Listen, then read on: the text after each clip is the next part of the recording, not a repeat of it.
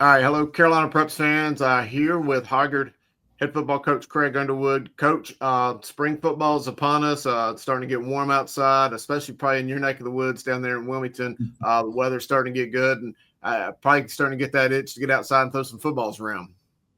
Yes, sir. Yeah, our guys have been working hard this spring, and we're excited to get those spring practices. When they get here, it's one of my favorite times of year. Yeah, no kidding. And I was looking back, and I think I'm just going to go ahead and share my screen just so everybody else can kind of look at what I'm looking at right here.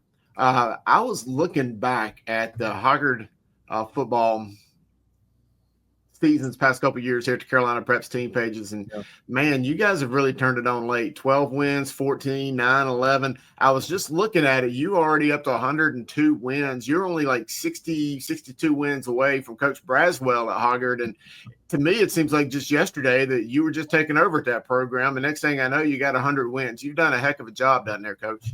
Well, I sure appreciate it. It's a credit to a lot of things. I mean, I've got an incredible staff.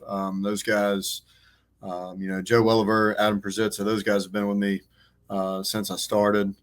But I mean, our whole staff, it's great men, and they're all in. And you mentioned Coach Braswell. I learned so much from him, played for him, and then had the privilege of coaching with him for almost a decade. And it was definitely big shoes to fill, and a lot of nerves back in those years. But we got to work together 2 years ago. He was able to come back on staff for a year, and he's a great man, and I've learned so much from him on the X's and O's, but much more than that, just how to leadership and really how to communicate with kids. So that's something we try to do the right way.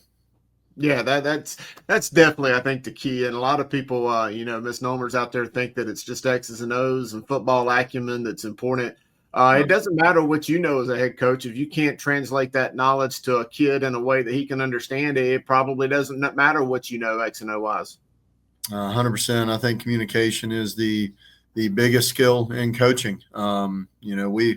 We can know every play in the playbook inside out, but if the kids, can't figure out what we're saying or what we're trying to get them to do, what we need them to accomplish in a drill, it just doesn't work. But again, that's something that I'm not saying we get perfect all the time, but I've got a group of guys working with me with this coaching staff that they're really just invested in learning the game, but in more importantly being great communicators and building relationships with our players. And those guys we got to get them to play hard, and they've sure done that for us. I was talking to Laney, head football coach, Luke Little, earlier in the week, and we were talking about the realignment and how it's pretty much about the same. I know they've renamed the conference. I think it's the Carolina Coast Conference now, and it's about the same with the subtraction of South Brunswick heading over to play some of the Columbus, Bladen County schools, Robinson County schools, which I think is a better fit for them anyway, based off enrollment numbers. But how do you feel about the realignment? And the one thing that Coach Laney was saying is just how competitive he said that whole New Hanover area is getting. I mean, he was just talking up a lot of the programs and said that it's getting really hard in y'all's area, that everybody's kind of raised their level of competition.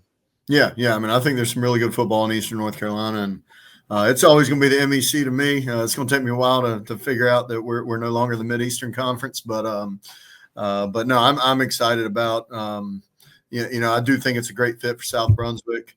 I think our conference is full of competition from the New Hanover County schools, North and West Brunswick and Topsail. Everybody's playing at a high level. I think coming into this year and the coaching staffs, I mean, just everybody's organized. It certainly has changed in my years here as far as the level of competitiveness being a much more even playing field, which is a great thing. But then also getting to add another non-conference game, which is something that I'm excited about. We're pretty far to the east down here, so getting to play other people isn't always an easy thing. So I'm looking forward to that.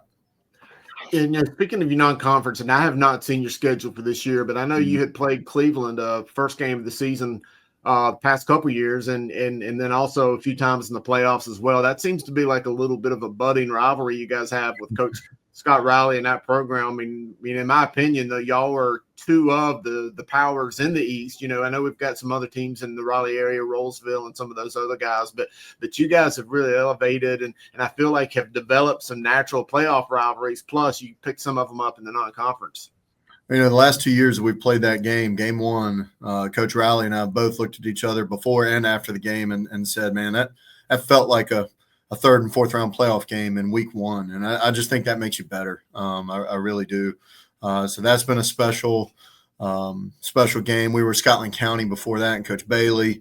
So I do believe in trying to, those early games get you, get us some non-conference opponents that really, really challenge you. And, you see size, you see speed, you see, the schematics that really prepare you for trying to make a run at a conference title and the playoffs beyond. So, it's something we believe in for sure.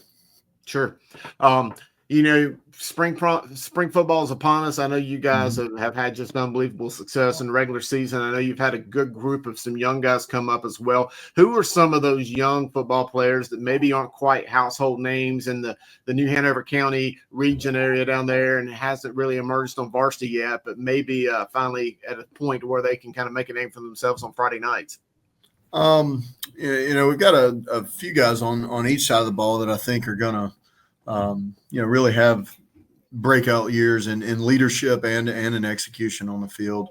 I look at Desmond Durand as a wide receiver for us that was with a senior heavy wide receiving core last year, but came on as a big leader for us and just tremendous playmaking ability.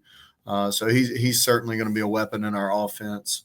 Matthew Boring, of course, is a bit more of a household name than he was our starter last year, but only going to be a junior. And he has worked extremely hard this offseason. So, at quarterback, I feel very good there.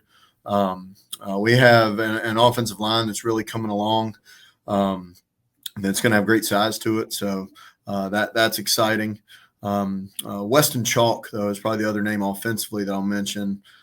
Just a guy that's our tight end.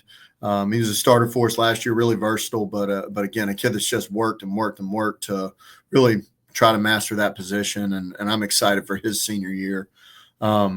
Defensively, a lot of new names, but I think you'll see Jaquay Locke, coming as a leader for us in the secondary.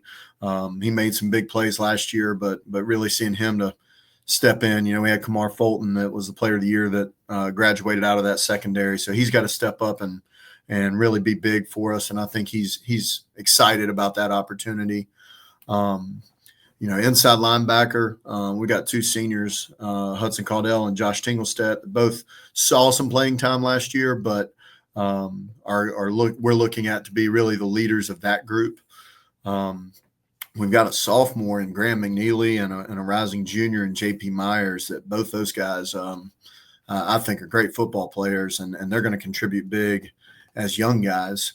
So excited. Again, not a lot of names that necessarily And then up front, we got three guys that really just got to set the tone for us with Marshall Chalk, Kane Brubaker. Everett Hordeman was our leader last year, and he's back. But I mean, those guys, just really setting a tone for us. Good deal, man. It's always good to hear about some of those young guys as well. One final question, I just kind of wanted to get your feeling on, and I had heard a couple different little, things coming down the pipes from some of my other coaching guys. The reclassification going from 1 to 8 now, or instead of, the traditional 4, and you guys are solidly up there in the 8A.